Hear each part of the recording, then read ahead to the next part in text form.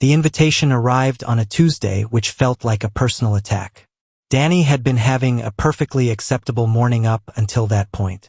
She'd filmed a reel of her brown butter tahini cookies, the good kind of filming, where the light came through the east-facing window at exactly the right angle and the cookies looked like something you'd see in a magazine that costs $14 at the airport. She'd made her coffee. She'd answered 17 comments on her last post, including one that said, "Queen behavior," and one that said, "You dropped this crown," which she screenshotted because she needed it today apparently, though she hadn't known that yet. She'd gone downstairs to check her mail at 10:43 a.m. wearing her good socks, the cream-colored ones with the small strawberries, and she'd come back upstairs to her Silver Lake apartment with a stack of mostly nothing. A water bill, a flyer for a Thai restaurant, and an envelope with cream-colored cardstock and handwriting on the front that she recognized before she'd even turned it fully over. Not his handwriting. Obviously. She knew wedding invitations didn't work like that. The font was printed, elegant, clearly chosen by someone with taste, and Camille, from what Dani had gathered from her very measured, very healthy, very normal amount of Instagram research, had extraordinary taste. But the envelope was cream, and Ethan had always loved cream over white. He'd once made her return a set of dinner plates because they were too white. She'd thought that was charming at the time. She stood in her hallway in her strawberry socks and held the envelope for longer than was reasonable. Then she opened it. Ethan Holloway and Camille Rousseau, together with their families, request the honor of your presence. She stopped reading, put it down on the kitchen counter, picked up her coffee, set it back down, looked out the window at the street below where a woman was walking a dog that was wearing a tiny raincoat even though it was 68 degrees and sunny, because this was Los Angeles and people here did what they wanted. She thought, I am not going to make this a thing. She thought, I am absolutely fine. She thought, why did he invite me? That last thought was the one that sat down and refused to leave. Ethan hadn't done it to be cruel. She knew that in the reasonable, clear-headed part of her brain that had been carefully reconstructed over 14 months of being very adult about the breakup. They had been together for 2 years. They had mutual friends, a mutual industry, a mutual city. The breakup had been quiet and consensual and devastating in that specific way where no one does anything wrong and somehow that makes it worse. She understood why he'd invited her. It was the right thing to do. She still stood in her kitchen for 11 minutes not moving. She'd eventually set up her ring light, sat in front of her camera with the intention of filming something. A soft reset video, a new season of me concept she'd been developing, and then she turned the camera off after 6 minutes without recording a single second, because the version of herself she would have had to perform felt very far away just then. She'd eaten cereal on the floor instead. The good cereal with the clusters. That had been 6 days ago. Now it was Sunday and she was 3 days out from the wedding. A full weekend event at a private estate in Ojai, 90 minutes up the coast, and she had not RSVP'd yes and she had not RSVP'd no, and the deadline had been yesterday, and Priya, her best friend and the person who was legally obligated to be honest with her, had sent her exactly 3 texts in the last hour. Priya, 11:04 you have to go. Priya, 11:05 not going is not an option, the man will think he broke you. Priya, 11:31 Dani. Call me back, I can hear you ignoring me. Dani was, in fact, ignoring her. This was because Priya was right and Dani needed approximately 40 more minutes before she was ready to acknowledge that. The problem was not the wedding. She was a grown woman. She had attended industry events where she'd run into Ethan no fewer than 9 times in the past 14 months, and she had been perfectly fine each time. She had smiled. She had laughed at the appropriate moments. She had looked objectively very good. She knew this because she had planned it quietly and without apology, each of those 9 times. The problem was the weekend. A wedding weekend was different from an industry event. An industry event was 2 hours, an exit strategy, a car waiting outside. A wedding weekend was 3 days. 3 days of watching Ethan Holloway be the best version of himself in a golden hour setting, saying vows to a woman who set design for film productions and wore linen like she'd been born in it, surrounded by every person they both knew, all of whom would be watching Dani watching him. She needed a date. This should not have been complicated. She was 28 years old, she had 340,000 followers on Instagram, she was, by most metrics that she tried not to care about but absolutely cared about, someone people wanted to spend time with. The problem was that the people she could have called were all connected to either Ethan or the industry in ways that made bringing them feel like a statement she wasn't ready to make. She didn't want a statement. She wanted a person. Specifically, a person who was attractive enough to be believable, grounded enough not to make it weird, and disconnected enough from her life that she could control the narrative. She was staring at her phone, at Priya's 3 unanswered texts, when she heard the elevator open down the hall. She heard his door. She sat up a little straighter on her kitchen floor. Park Jihoon had lived in the apartment directly above hers for 8 months. She knew this because she'd heard him moving in, or rather, she'd heard the controlled, unhurried sounds of someone who moved deliberately even when carrying furniture, and she'd been curious enough to look up from her balcony. He'd been wearing a gray t-shirt. He'd been carrying a record player. He'd had the sort of face that made you immediately want to look at something else because you weren't sure you were ready for it. She'd said hi once, in the elevator the 3rd week of October. He'd said hi back. He'd looked at her the way people looked at things they found interesting but weren't in a rush about. She'd gotten off on her floor and stood in her hallway for a second before going inside, which she'd immediately decided not to examine. She knew a few things about him. Music producer. Korean. She'd learned this because he sometimes had calls in the elevator that switched seamlessly between English and Korean, and she'd found this, privately, unreasonably attractive. Kept hours that suggested studio sessions that ran past midnight. Never loud. Occasionally, through her ceiling, she heard music playing. Real music, not streamed, the kind that sounded like it was being made rather than played back. He had a black cat named something she didn't know. The cat had sat on his windowsill and stared at her once when she'd been on her balcony, and it had felt vaguely judgmental. She heard his door close. She looked at the wedding invitation on her kitchen counter. She thought, absolutely not. She thought, he's a perfect stranger. She thought, he has extraordinary bone structure. She was knocking on his door 4 minutes later, still in her strawberry socks, holding the invitation like it was evidence. She'd rehearsed it 6 times in the elevator. Casual. Breezy. A simple favor between neighbors who were practically friends if you considered sharing a building for 8 months as a foundation for friendship, which she was choosing to do. She was going to say, hey, I know this is a bit out of nowhere, but I have a work event this weekend and I'm looking for someone to attend with me as a +1. It would be low pressure, all expenses covered, good food, beautiful location. He opened the door. He was wearing a black long sleeve pushed up at the sleeves, and there was a pencil behind his ear like he'd been writing something down in the old-fashioned way, and he looked at her with an expression that was calm in a way that was somehow more unnerving than surprise would have been. What came out of Dani's mouth was, I need someone to come to my ex-boyfriend's wedding in Ojai this weekend and pretend to be my boyfriend, and I know that's insane, but you have very good posture, and I think people will believe it. A beat of silence. He looked at her. Not in an alarmed way. In the way he'd looked at her in the elevator that first time, like he was taking in information and processing it at a pace that suited him. Then he said, okay. Just that. Okay. Dani blinked. Yeah. Okay. Good. I'll send you the... She stopped. Do you want details first? You can send me the details, he said.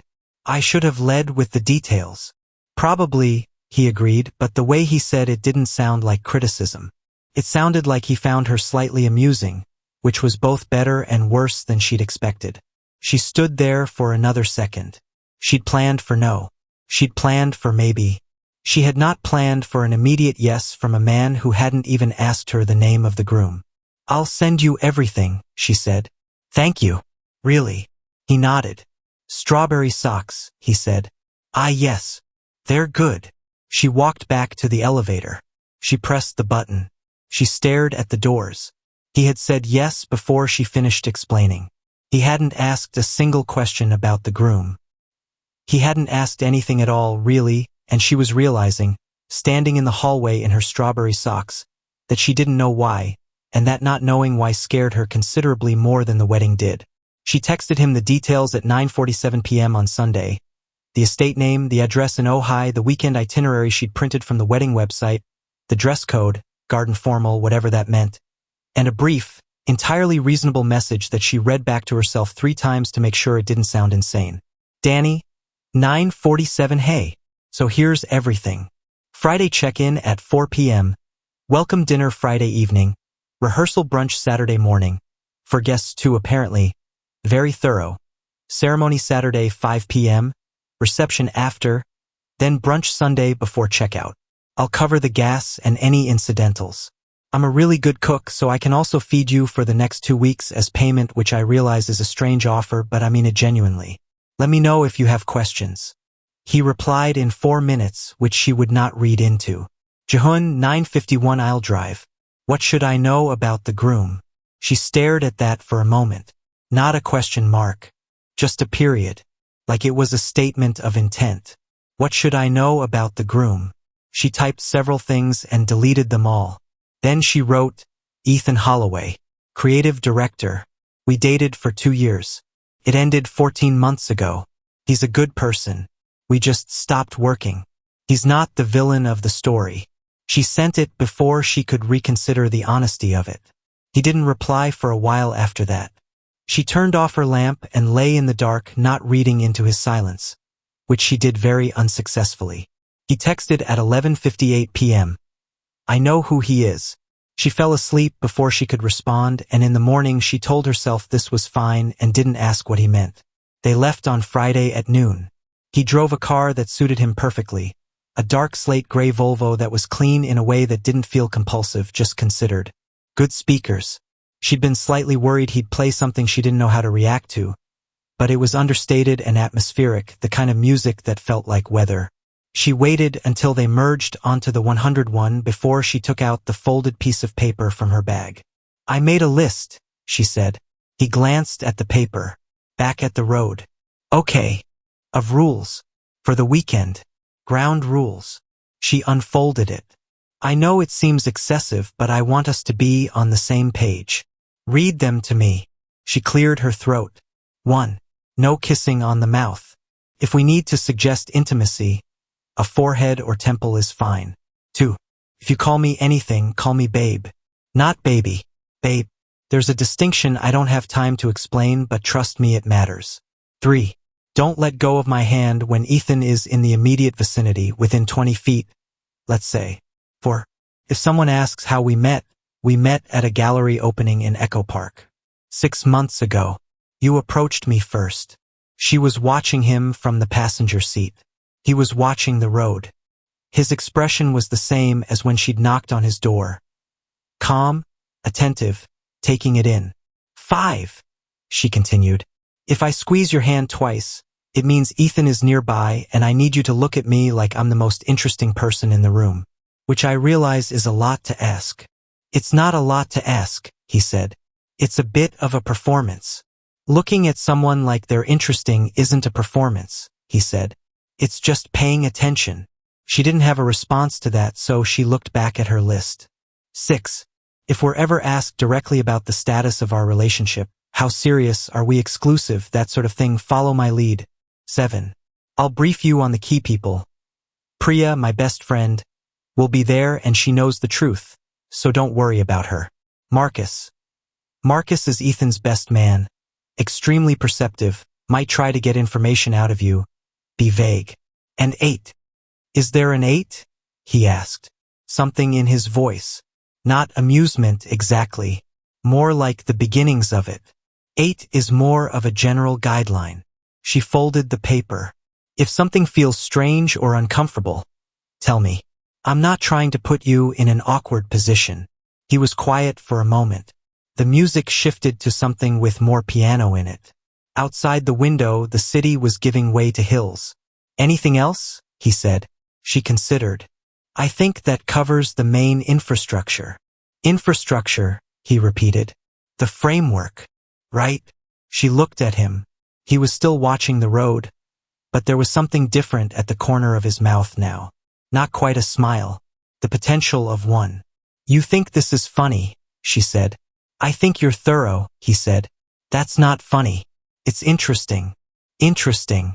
You planned for every contingency except the most likely one. Which is? He finally glanced at her, quick and sideways. That the weekend doesn't need a framework. It needs you to trust that it'll be fine. Dani looked out the windshield at the stretch of highway ahead. The hills were golden and dry in the way that LA hills got in October, and the sky was the kind of blue that made you understand why people kept moving here despite everything it cost them. "Easy for you to say," she said. "You're not the one who has to watch him say vows to someone else." A beat. He didn't rush to fill it. "No," he said. "I'm not." Something about the way he said it made her turn to look at him again. He was back to watching the road. Jaw set, expression returned to neutral, like he'd said something small instead of something that sat strangely in the air between them. She would think about those 3 words for the rest of the drive. The estate was everything the wedding website had promised and then several things more. It sat at the end of a long driveway lined with old oaks, low and golden and sprawling in the way that California properties had when they'd been loved for decades. The main house was white Spanish Revival. The grounds were lush in the controlled way of places with very good landscapers, and the late afternoon light was doing its very best work across all of it, gilding the fountain, the rosemary hedges, the terrace where guests were already beginning to gather with glasses of something pale and sparkling. Dani had been to beautiful places. It was, to some extent, her job to find them and make them look even more beautiful on camera. She was not unprepared for loveliness. She was unprepared for Jihoon getting out of the car and straightening his jacket. A dark olive suit she hadn't seen before, perfectly fitted, the kind of thing that looked effortless because enormous care had gone into it, and then walking around to her side before she'd even opened her door. "We're starting now?" she asked. "We arrived," he said simply and offered his hand. She took it. His hand was warm. She'd expected the gesture to feel performative. They were doing a performance, after all, but it didn't. It felt like a decision he'd made calmly and carried through without drama. They walked toward the estate together, and she was aware of the exact weight of his hand around hers and the specific pace at which he walked, which was unhurried in a way that said, "I am exactly where I intend to be." She almost missed the moment. She was scanning the terrace, finding faces, mentally cataloging. There was Priya, thank God, already spotting her and composing her expression into something appropriately neutral, when she felt it. A shift, slight but definite. A change in the quality of Jihoon's grip. She followed his eye line. Ethan was standing at the top of the terrace steps with a glass of champagne, talking to someone she didn't recognize. He looked good. He always looked good. That had never been the problem. He turned at some instinct, and now he was looking at her, and then at the person beside her, and his expression did something complicated for just a moment before it resolved back into warmth. "Dani!" He came down the steps with his arms open, and she let go of Jihoon's hand to accept the hug because you could not refuse Ethan Holloway's hugs without it becoming a thing. He smelled the same. That was the part she hadn't budgeted for. "Ethan," she said, "congratulations. Truly." He pulled back, holding her by both arms, looking at her with the genuine warmth she'd spent 14 months trying to resent. "You look incredible. Thank you for coming." "I know it," he started, then seemed to decide against finishing that sentence. "Good instincts, as always. I'm so glad you're here. And this must be?" He extended a hand toward Jihoon. It happened in less than 2 seconds. Ethan reaching out and Jihoon taking his hand, and then a stillness, so brief that Dani would have missed it if she hadn't been watching for everything. Jihoon's hand in Ethan's, Jihoon's face going somewhere very quiet and very controlled, like a shutter closing. "Jihoon," he said. His voice was the same as always, even unhurried. "Congratulations on the wedding." Ethan's smile held perfectly. Have you two met before?" "Los Angeles," Jihoon said. "The industry." "Right, of course." Ethan clapped him on the shoulder, the easy social gesture of a man who was good at rooms. "Glad Dani's bringing people. Glad she's here." He looked at Dani again with something in his eyes that was almost apologetic, but softer than that. "Camille wants to say hi when you have a chance. Come find us at the terrace." He went back up the steps. Jihoon found her hand again before she'd even turned back to him. His fingers closed around hers, and he didn't say anything, and she didn't ask him anything, and they walked toward the terrace like that, and she was acutely aware that he hadn't let go once for the rest of the evening. The room had 2 beds. Of course it had 2 beds. Dani had booked it specifically for 2 beds. She had thought ahead. She had planned the infrastructure. She stood in the doorway of the room with her overnight bag over one shoulder and looked at the two queen beds with their crisp white linens and the large windows facing the dark garden and felt exactly one emotion that she refused to name. "I'll take the one closer to the window," Jihoon said from behind her. "If that's fine." "Completely fine," she said, in a tone that said everything was fine, which it was. The welcome dinner had been, nice was the wrong word. The welcome dinner had been the kind of event that required Dani to be operating at full performance capacity for 3 solid hours, which she had done, and now it was nearly midnight and the performance capacity was running on fumes and she was in a room with a man she'd lived above for 8 months and knew, by her own admission, almost nothing about. Jihoon had been extraordinary at dinner. That was the word for it. He'd sat beside her with his hand at the back of her chair in a way that was attentive without being possessive, and he'd talked to Priya, who had spent the first 7 minutes evaluating him with the methodical thoroughness of a woman with a law degree and strong opinions about Dani's well-being, with a quiet ease that had eventually made Priya angle toward Dani and mouth the word okay. He'd navigated a conversation with Ethan's mother with patience and charm. He'd made Dani laugh once by leaning in during a particularly long toast and murmuring infrastructure very quietly into her ear, and she'd had to cover her mouth to keep it contained. He was good at this. That was the thing.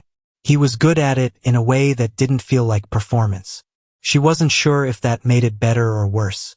She took the bathroom first, changed, brushed her teeth, came out in her sleep shirt and the shorts she'd brought because she was a person who planned, "Thank you," and found him sitting on the edge of his bed looking at his phone with his jacket draped over the chair and his sleeves rolled down and his expression at its most unreadable.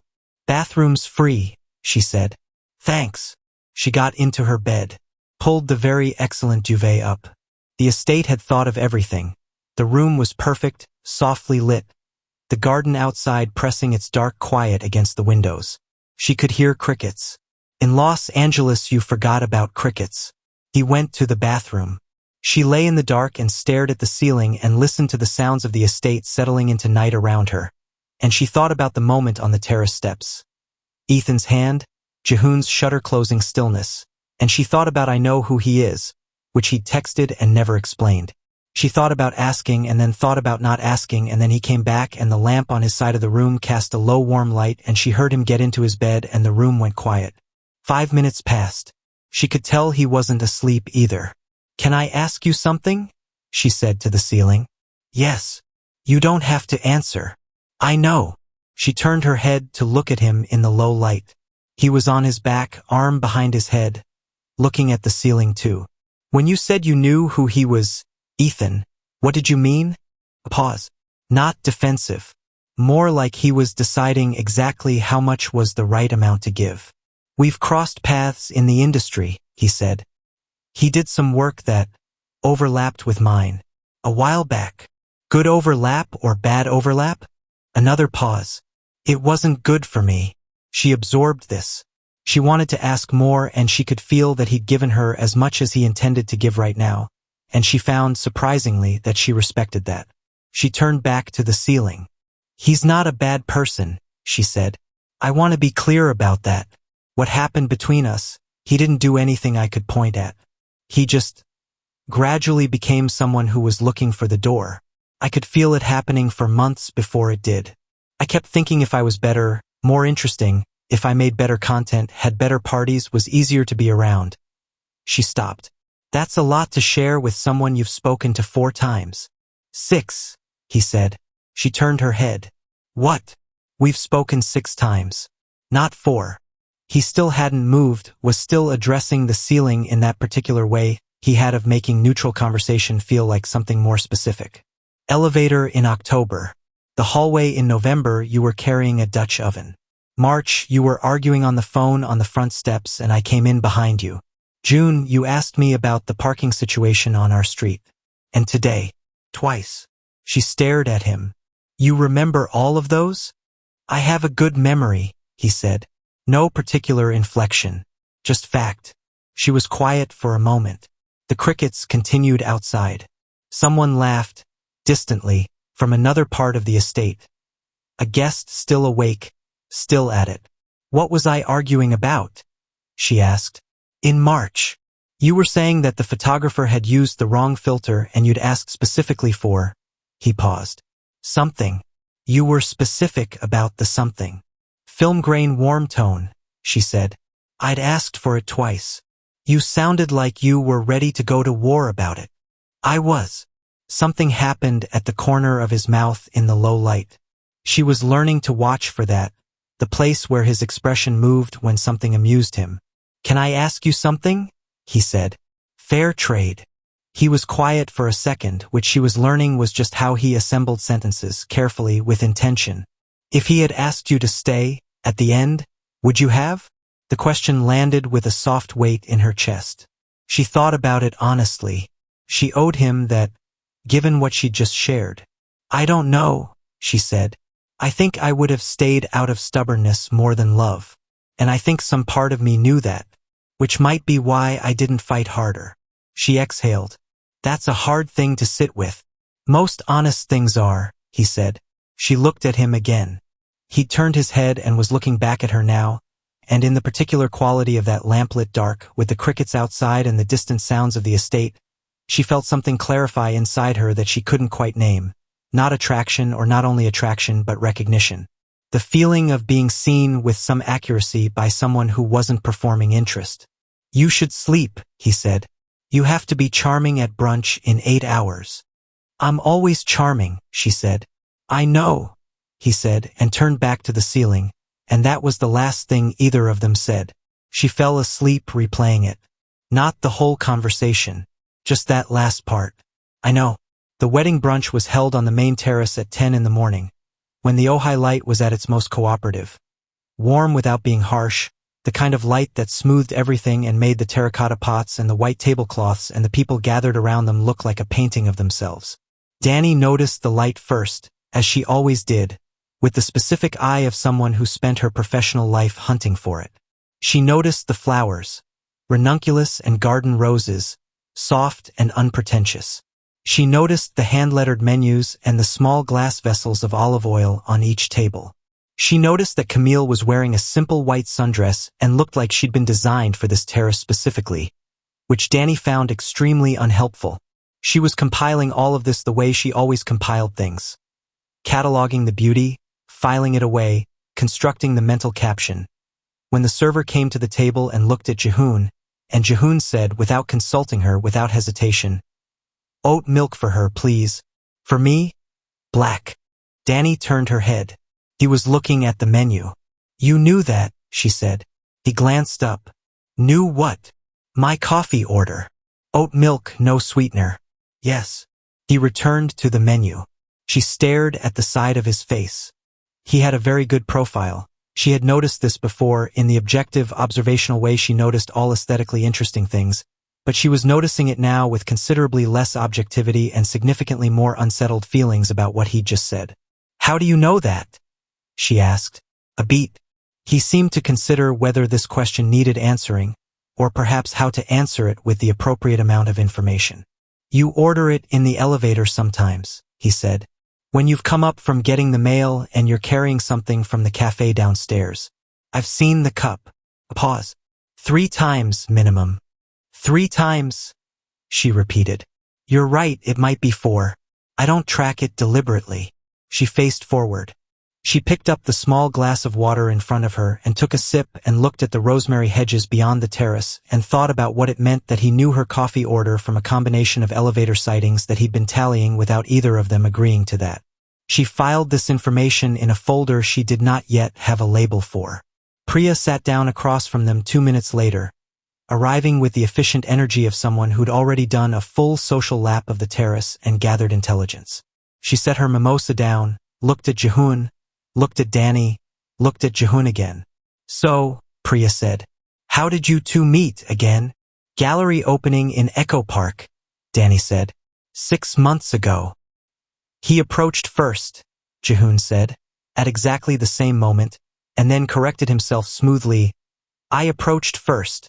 Priya looked between them with the expression of someone who had correctly identified the seams in a performance but was choosing, for now, to be polite about it. How lovely, she said. Under the table, Jihoon's knee pressed briefly against Dani's. Just once. Sorry. She was almost certain it said sorry.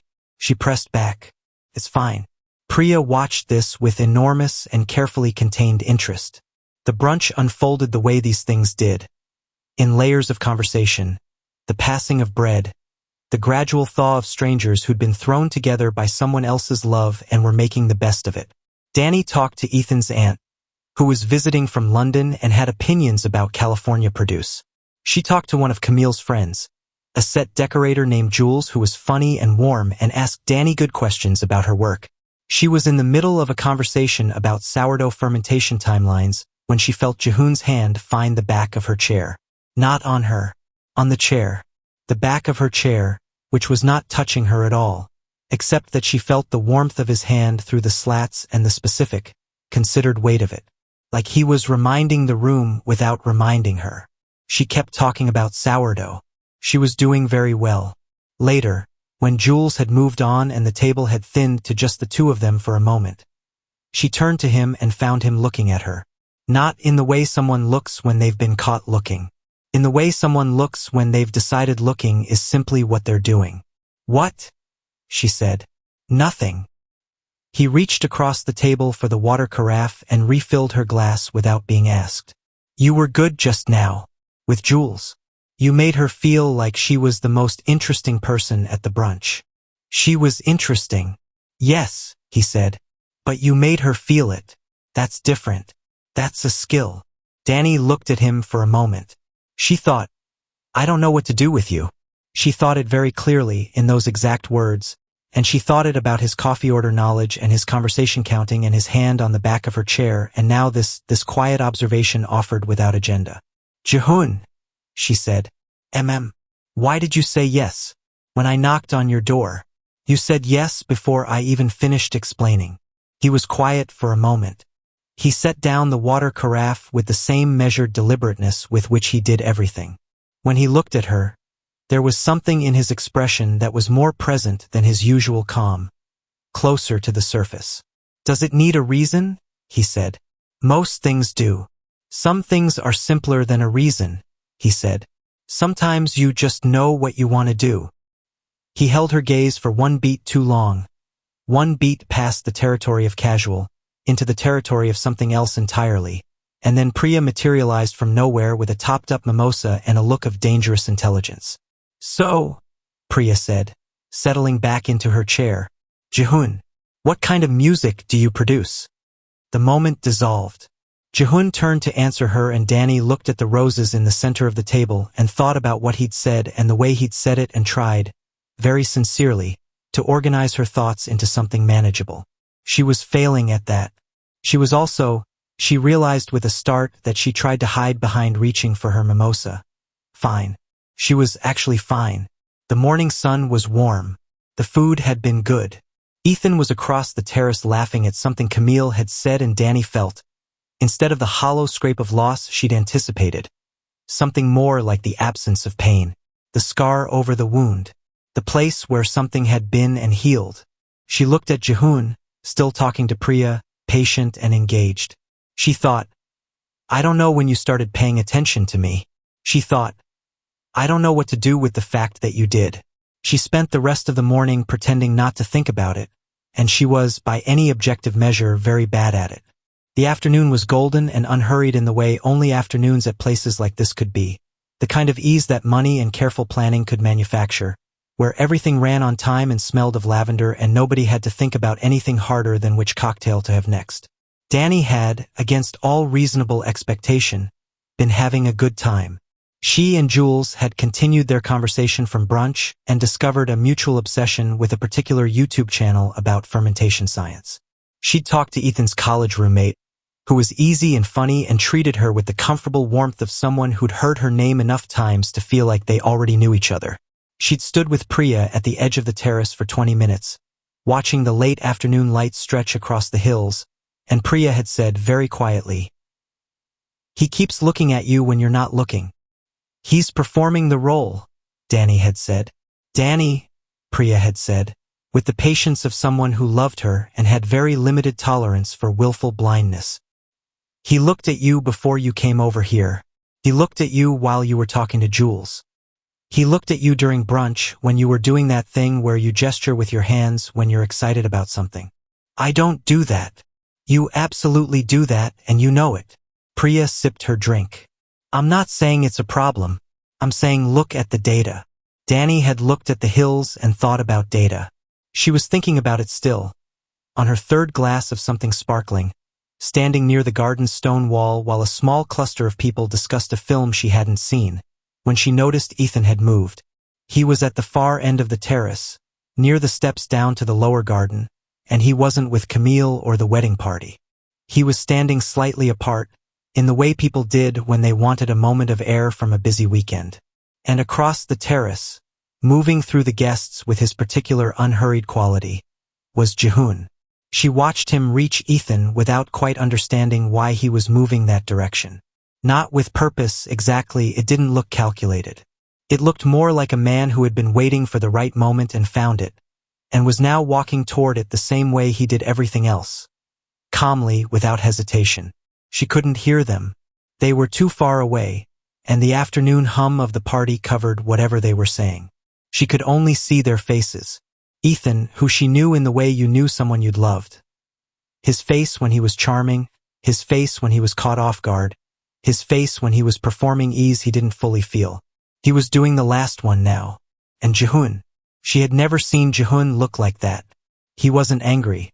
She'd been watching him carefully enough to know that anger, for Jihoon, probably looked like nothing on the outside because he kept things very far inside. It was more that his face had gone somewhere precise.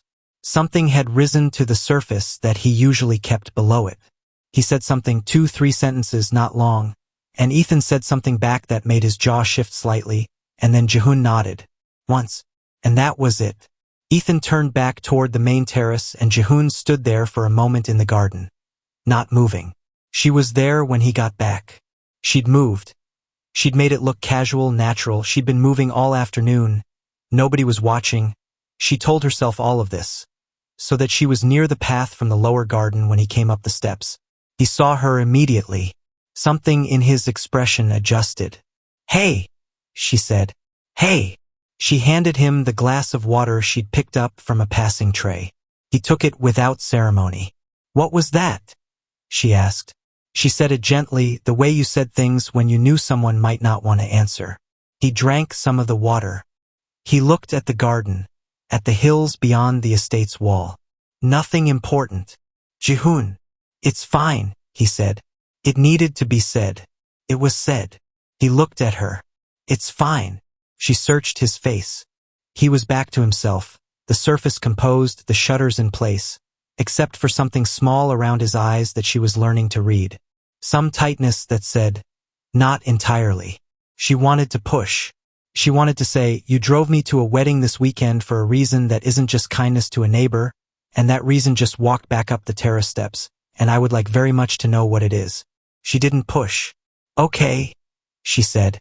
She moved so she was standing beside him rather than in front of him, both of them looking at the hills, the same direction.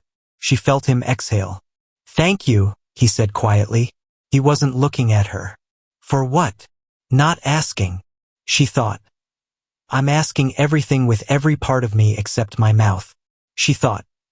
"This man came here carrying something and I think I understand the shape of it even if I don't know the name." She thought. "Why does it bother me this much that he's hurting?" That last thought was the one that answered several questions she hadn't consciously been asking.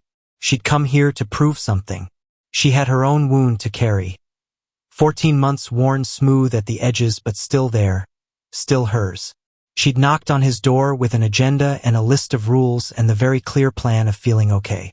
And somewhere between the car ride and the oat milk and the counting of conversations and his face on those garden steps, she'd started spending her attention on him. His weight, his comfort, the thing behind his eyes that he wasn't saying. She cared what happened to him. The realization landed with the particular quality of something that had been true for a while before being named. "Come on," she said. "I need someone to help me win an argument about fig preserves, and you look like you could use a distraction." He turned to look at her. Something shifted on his face. Not the almost smile she'd catalogued, but something warmer. "What's the argument?" Whether fig preserves are a cheese board element or a standalone. I have a position. It's correct. And my role. Corroborate my position with the air of quiet authority you naturally project. There it was. The real one. Not the almost, but the actual thing. He smiled, and it transformed his face in a way she was entirely unprepared for, because the composed, careful version of him was one thing, but this was something she felt in her actual chest. Fig preserves are a cheese board element, he said, falling into step beside her.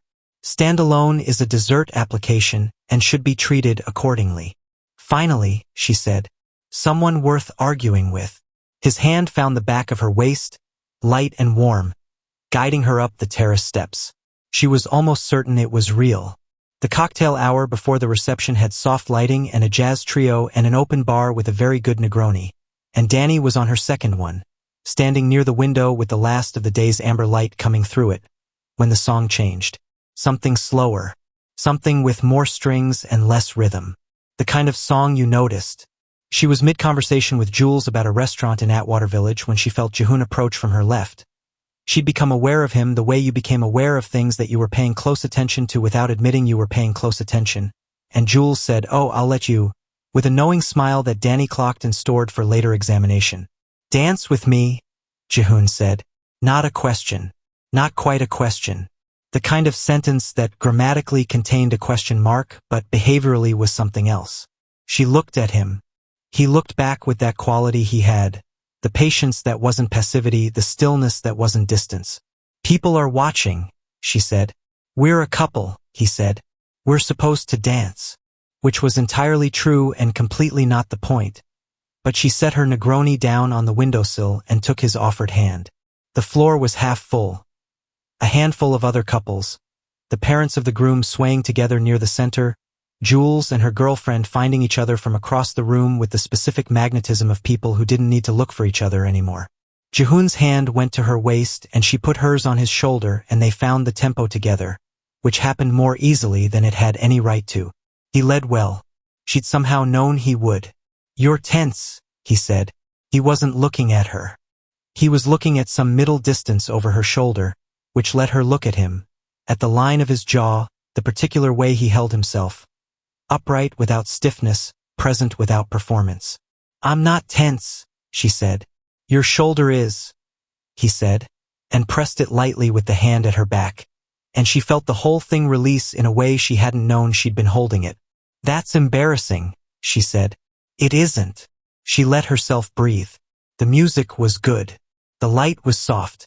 She could see Ethan across the room, dancing with Camille, his hand at the back of her neck the way hands went to the backs of necks when people were easy with each other. It didn't hurt to look.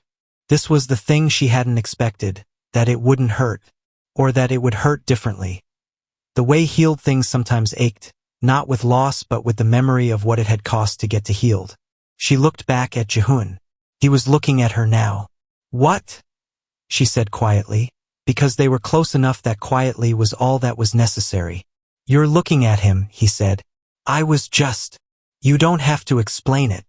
"I know I don't." She looked up at him. "It doesn't hurt the way I thought it would. Is that strange?" He considered this with the weight he gave everything, and she appreciated that he didn't rush to comfort her, didn't produce a reassuring answer because one was expected. "No," he said. "It means you're further along than you thought." "Further along." "Healing isn't linear," he said. "Sometimes you don't know where you are until you test it." "Is that from something?" "No. I just know it." She watched his face. "From experience?" A small pause. "From experience." The song had moved into a bridge, something that swelled slightly, strings coming up under the melody, and she was aware of being close to him in a way she was trying not to be too aware of, because the trying was taking up considerable energy. His hand was warm at her waist. She could feel the fabric of his jacket under her palm. He smelled like something clean and warm, cedar or sandalwood, and when had she started cataloging how he smelled? "Can I tell you something?" she said. It wasn't really a question. "Yes. I didn't just come here to look okay. I mean, I did come here for that. But I think I also came here to prove something to myself. That I was fine. That I didn't need anyone to hold my hand through a thing that scared me. A beat. Except I literally asked someone to hold my hand through a thing that scared me. There's a difference, he said, between asking for help and not being okay. Is there? Yes. He said it simply, like she'd ask something with an obvious answer. One of them is survival. The other is strength. She was quiet for a moment. The dance floor had filled slightly. More couples. More people choosing to move rather than stand still.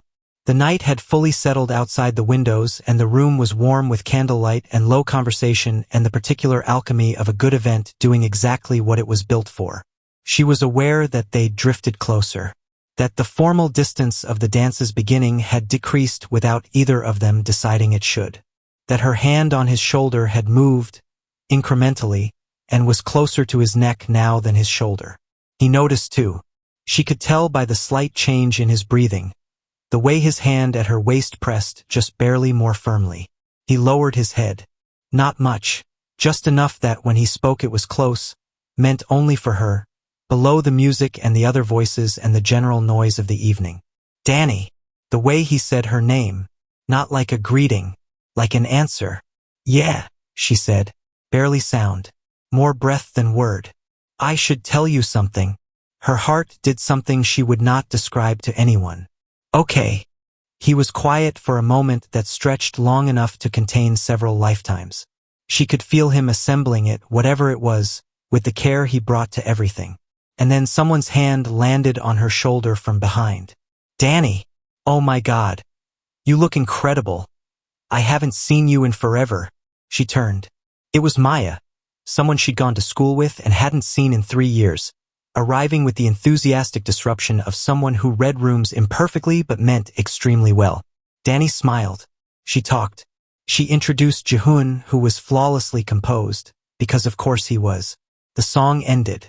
The moment dissolved. She didn't get a chance to ask him what he'd been about to say. Back in the room at midnight, they were quiet in a way that was different from the first night's quiet. The first night had been the quiet of people who didn't know each other well. This was the quiet of people who knew something had changed and weren't ready yet to say what. She lay in her bed with the covers pulled up and listened to him breathing in the next bed and thought about his voice saying her name in that specific way. Not a greeting. An answer. She thought about that for a very long time before she slept. The ceremony was held in the estate's garden at 5 in the afternoon. When the light tilted gold and the air carried the smell of rosemary and warm stone, and the specific sweetness of a California evening that had decided to cooperate. Chairs were arranged in curving rows facing a rose-covered arch string lights, unlit for now but threaded through the olive trees overhead, waited for the dark. A string quartet played something gentle and unobtrusive. People moved to their seats in the unhurried way of guests who'd had a long, well-fed day and were arriving at the feeling part of the weekend. Dani sat in the 5th row, aisle seat. Jihoon was beside her. She was wearing the silk dress she'd spent 2 weeks selecting. Deep burgundy, not black, because black at an ex's wedding felt like a statement and she'd wanted to make no statement at all. She just wanted to look like herself, her best self, the self that was fine. She'd been told 3 times today that she looked beautiful, which she'd received with thanks and processed with the specific compartmentalization of someone who'd been building this particular armor for weeks. She looked fine. She felt. She wasn't sure yet what she felt. The quartet shifted to something more ceremonial. The guests stilled. At the front of the aisle, Ethan appeared with his best man Marcus at his side, looking. She had to admit this to herself in the private courtroom of her own thoughts, like the best version of himself. Easy in his shoulders in a way he sometimes wasn't. Something had settled in him since the last time she'd seen him in the broader world. Before this weekend. She knew what it was. He'd found the right person. The person who made the settling possible. She'd spent 14 months telling herself this was a neutral fact. Felt today like it actually was. Camille appeared at the entrance of the garden and the effect on the assembled guests was immediate and collective. That soft collective breath of a room encountering something true. She'd worn the simplest thing. White silk, very little embellishment. Her dark hair partly up and partly not. And she walked toward Ethan like a woman who'd made a decision and was at peace with it. Dani heard Ethan say, quietly, just audible from the 5th row, "Oh," the kind of "oh" that meant, "There you are." She was not going to cry. She had made this decision on the drive out. She had budgeted carefully. Slight emotional response, appropriately managed, not about Ethan, not about the relationship, just a natural human response to the general beauty of the proceedings. The officiant spoke. Something thoughtful, something personal. It was clear they knew the couple, told a story about the first time they'd met both of them, and the congregation laughed at the right places, and Dani laughed too, and this, somehow, was the part that surprised her most. She laughed. Genuinely. She was watching Ethan Holloway get married in a rose garden in Ojai, and she laughed at a funny story about him, and it felt like the laugh of someone who'd arrived at the other side of something. Then the vows. Ethan went first. He pulled out a folded piece of paper. Of course he'd written his down. He'd always known he'd be too moved to trust memory in this moment. And he looked at Camille and he read her a set of promises that were specific and personal and painfully, genuinely his. He said, "I choose you every morning, even the ones that are hard, especially those ones." He said, "You have made me brave in ways I didn't know I needed to be." He said, "I am a better version of myself in your direction." And that was the moment. Not a bad moment. Not a grief moment. Not the landslide she'd been bracing for. Just a moment where something clarified, quietly, without fanfare. He'd never said anything like that to her. Not because he was unkind, because it hadn't been true. They'd been good together in the ways they were good and insufficient in the ways they were insufficient, and she had spent 14 months treating this as a failure, as something she'd done wrong, as evidence of a deficit in herself. And watching him say, "I am a better version of myself in your direction," she understood with the clean click of a lock finding its key. It hadn't been a failure. It had been a mismatch. Two people who cared about each other and fit imperfectly and eventually found their way to the right people. She wasn't who made him brave. That was okay. The tears came then. Not ragged, not public, just the private overflow of something releasing. She kept her face composed. She'd prepared for this too. She breathed in slowly through her nose and she thought about something else and Jihoon's hand found hers. He didn't look at her. He was looking at the ceremony, same as everyone else, his face composed and unreadable. But his hand was there. She hadn't seen it move, hadn't felt the moment it decided to, and his fingers closed around hers with an unhurried certainty. She held on. She did not let go. Camille's vows were different from Ethan's, shorter, more direct, the words of someone who'd thought about them for a very long time and reduced them to their essential truth. She said, "I have never been more certain of anything." She said, "I am home." The string quartet came in softly as the officiant concluded and the couple kissed and the garden applauded with the warm, releasing energy of a room that had been holding something and could now let it go. Dani applauded too. Jihoon's hand was still in hers. She looked at their joined hands in her lap. His over hers or hers over his. She wasn't sure anymore who was holding whom. And then she looked up at him. He was already looking at her. "You okay?" he asked, low, under the sound of the garden filling with movement and voices. "Yes," she said, and meant it in a way she hadn't meant it in a long time. Not the performance of okay. The actual thing. He looked at her for a moment longer, like he was checking, not accepting the answer on faith but verifying it, and then he nodded. "Good," he said. She didn't cry about Ethan. She cried a little in the bathroom 10 minutes later, very quietly, about something she didn't have the right word for yet. The end of a long carrying. The particular relief of putting something down. When she came back out, Jihoon was waiting in the corridor with a glass of water, which he handed her without comment, and she drank it, and they walked into the reception together with her hand in his. This time neither of them called it performance. The reception wound down slowly, the way the best ones did. Not ending so much as thinning. The energy softening at the edges as people drifted toward goodnights and the particular warm drowsiness of a day fully spent. Dani had danced twice more, had eaten something extraordinary involving braised short rib and a celeriac puree that she'd mentally filed for future testing. Had laughed genuinely with Priya over cocktails and accepted a hug from Ethan that was warm and uncomplicated in a way she hadn't fully believed was possible until it happened.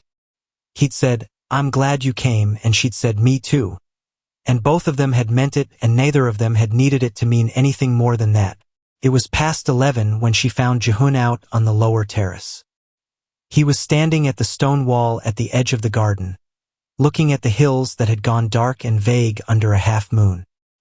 He'd loosened his tie and the sleeves of his shirt were rolled up, and he held a glass of something amber with the air of a man who'd found the quiet he needed and was making use of it. She came and stood beside him. Neither of them said anything for a moment. The party noise from the main terrace was reduced to a murmur out here, punctuated by the crickets she'd been listening to for 2 nights now. The hills were silver and still. "I've been thinking about what you said," she said, "in the garden today. That it needed to be said, and it was said." He looked at the hills. I don't want to make you tell me something you don't want to tell me. I know. But I think—" She stopped. She turned so she was leaning back against the wall, facing the garden instead of the hills, and she looked at the lit terrace above them and the guests who remained and the glow of a wedding finishing its last hours. "I think whatever it is, it's why you came this weekend. And I'd like to know, if you want." A long pause. Not the kind that meant no. The kind that meant, "I'm deciding how to say something true." He turned to lean against the wall beside her, mirroring her posture, so they were both looking at the garden. Their shoulders were close enough to almost touch. 2 years ago, he said, I produced a track for an independent artist. A good track, the kind of work that I was proud of. Ethan came in to direct the music video. He was good at it. The visual was good. After it performed well, there were subsequent deals. Licensing, sync placements, a label offer for the artist. He paused. Ethan brokered a renegotiation of the original agreement. There was a clause. My credit was reduced. My royalty share was restructured. Another pause. It was within the legal parameters of the contract I'd signed. I hadn't caught it. I was newer to LA, to the way things moved here, and I trusted the process more than I should have. Dani was very still. Was it deliberate? She asked. Jihoon was quiet for a moment. I think he saw an advantage and he took it. I don't think it was personal. A pause. It didn't feel impersonal. She understood that. The specific pain of something that wasn't personal landing with the full weight of something that was. What did you say to him? In the garden today. I told him I knew what he'd done, that I'd known for 2 years, that I was good, that my work was good, that what he'd taken hadn't broken anything because I hadn't let it. He exhaled slowly. And I told him I didn't need him to apologize. I needed him to know that I knew. That was all. She thought about his face on those garden steps, the precision of it, the tightness around his eyes when he'd come back up. She thought about what it had cost him to do that quietly, without making it a scene, without requiring anything from anyone but acknowledgement. And that was why you said yes, she said. When I knocked. Partly, he said. She looked at him. Partly. I'd been paying attention to you for a while. I knew your coffee order and the way you argued on the phone and the specific sound of your laugh when you thought something was genuinely funny versus politely funny. He paused. When you knocked on my door, I thought, this is a reason to spend a weekend with someone I've been wanting to know better. And also a reason to do something I'd been needing to do. He looked at her. Both things were true at once. That's allowed. The half-moon had shifted slightly while they'd been standing there, moving on its own slow schedule. The estate was quieter now. She could hear the string quartet finishing its last set from the main terrace. Something slow, something for the remaining few who hadn't gone home yet. I've been wanting to know you better too, she said. She said it to the garden, not to him, because saying it directly felt like too much and not enough at the same time. I told myself I was just being neighborly, that I just noticed you in the elevator. It was nothing. Dani. His voice was quiet. She looked at him. I know, he said. Same as the first night. I know. Except now she understood what it meant. Not assumption, not performance, but the simple truth of someone who had been paying attention for a long time and didn't need her to catch up all at once. Something in her chest released. She'd been holding things so carefully for so long. The presentation of fine, the armor of okay, the rules and the frameworks and the infrastructure. And it turned out the thing underneath wasn't grief, wasn't loss, wasn't the Ethan-shaped wound she'd been nursing. It was just her. Wanting to be known. Wanting someone who counted the conversations and noticed the coffee and showed up without requiring an explanation. What were you going to say? She asked. On the dance floor, before Maya. He looked at her for a moment. Then the ghost of that smile, the real one, the one that changed his face. And he said, I was going to tell you that I was glad it was you who knocked on my door. She looked at him. That's what you had to say. That's what I had to say. You could have just said that. You can say it now too, he said. If you want. She laughed, the real one, not the polite one, and she knew he knew the difference. I'm glad it was you, she said.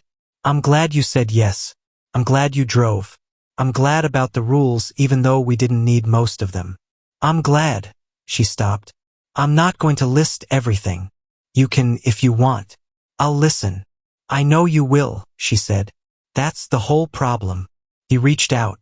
He brushed a piece of hair from her face, the gesture of someone who'd been wanting to do that for a while and had finally run out of reasons not to. His hand stayed, just barely, at her jaw, like a question. She turned into it. When he kissed her, it was nothing like the rules she'd made. It was quiet and deliberate and felt like the honest version of everything that had been almost and not quite over the past 3 days. His other hand found her waist. Hers went to his chest, to the fabric of his shirt, and she felt his heart doing something it was impolite of her to find as satisfying as she did. They pulled back after a moment. The cricket sounds continued. The string quartet finished its last song and the last of the applause drifted down from the terrace. I have to tell you something, she said. Okay. I offered you 2 weeks of cooking as payment. She looked up at him. I want it on record that I think we should renegotiate the terms. He was quiet for a second. Then, what are you proposing? Indefinite, she said. We can revisit the timeline. The smile. The full one. The devastating one she'd been cataloging since day one. That works, he said. The drive home the next morning was different from the drive out. Not dramatically different. He still drove. The hills were still golden. The music was different. Something she'd asked for, a playlist she loved that she'd been nervous to suggest, and he'd said yes without hesitation and turned it on and she'd thought, of course. She didn't have the list of rules in her bag. She'd left it on the nightstand deliberately, on the theory that a piece of paper that had served its purpose didn't need to come home. Somewhere around Thousand Oaks' hand moved from the gear shift to the console and she moved hers to meet it, and they drove the rest of the way into Los Angeles like that.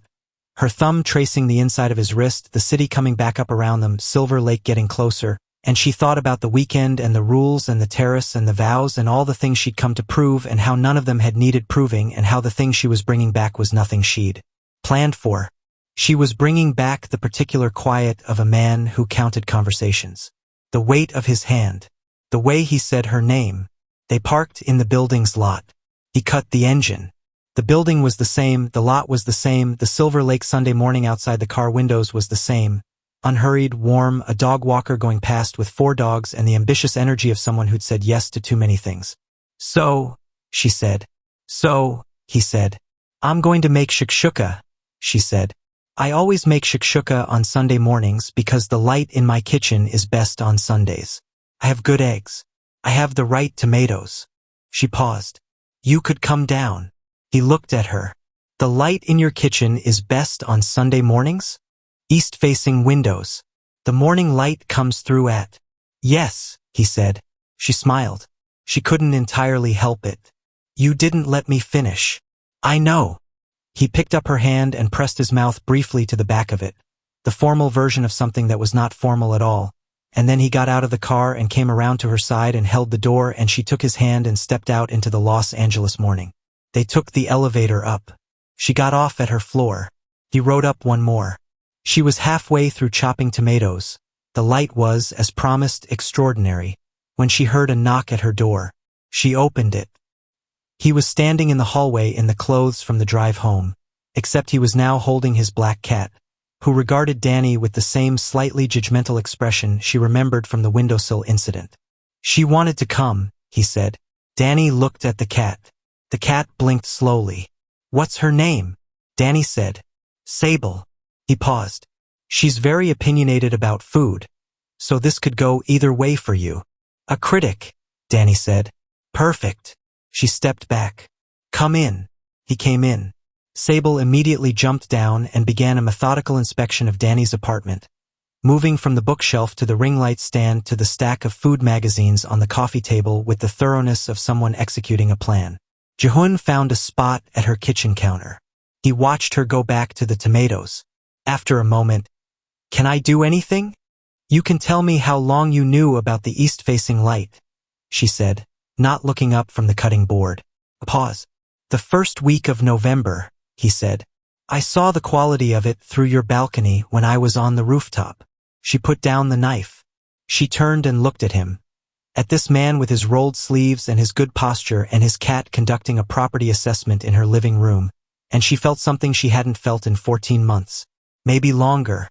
"Ready." "Jihoon," she said. I'm very glad you said yes." He looked at her with that particular quality she'd been learning all weekend. The patience that wasn't passivity, the attention that wasn't performance. The specific, unhurried way he looked at her like she was something worth looking at. "So am I," he said. She picked up the knife and went back to the tomatoes, and the Sunday morning light came through the east-facing windows exactly as promised. And somewhere in the living room, Sable knocked a food magazine off the coffee table with the confidence of someone who had decided she lived there, and Dani laughed, the real one, and Jihoon made a sound that was almost finally, completely a laugh too. Thank you for watching. If you enjoyed the story, leave us a comment. Also like, share and subscribe to our channel, and click on the notification bell to get notified whenever a new story is made.